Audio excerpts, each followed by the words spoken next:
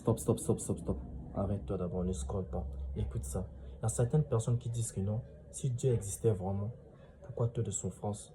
Si Dieu existait vraiment, pourquoi y a-t-il des gens qui ont de l'argent et d'autres non? Et pourquoi y a-t-il des gens qui souffrent et d'autres non? Pourquoi y a-t-il des autres personnes qui ont d'autres maladies, d'autres non?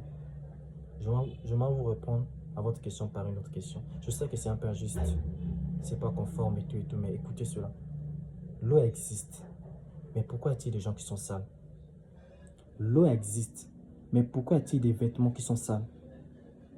À l'époque, il n'y avait pas de savon.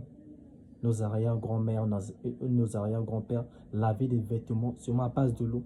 Et ça séchait, ça devenait propre et tout.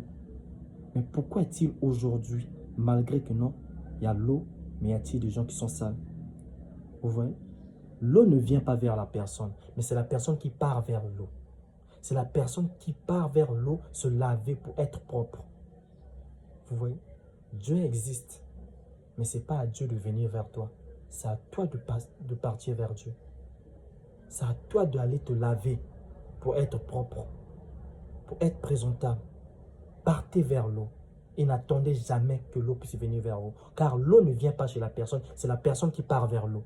Il y a certaines personnes qui restent coincées à la maison et qui pensent que l'eau va venir chez eux. Ça, ce n'est pas une bonne chose.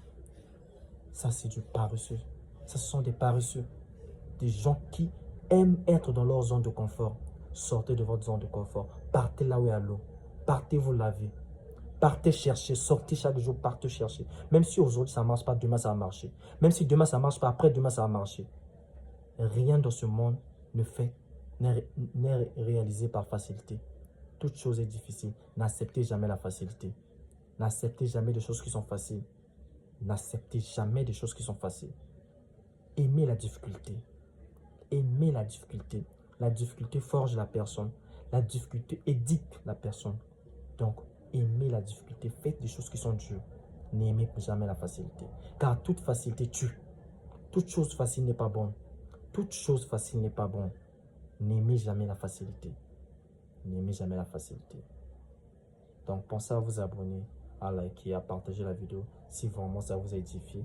Et à plus si Dieu le veut. Merci.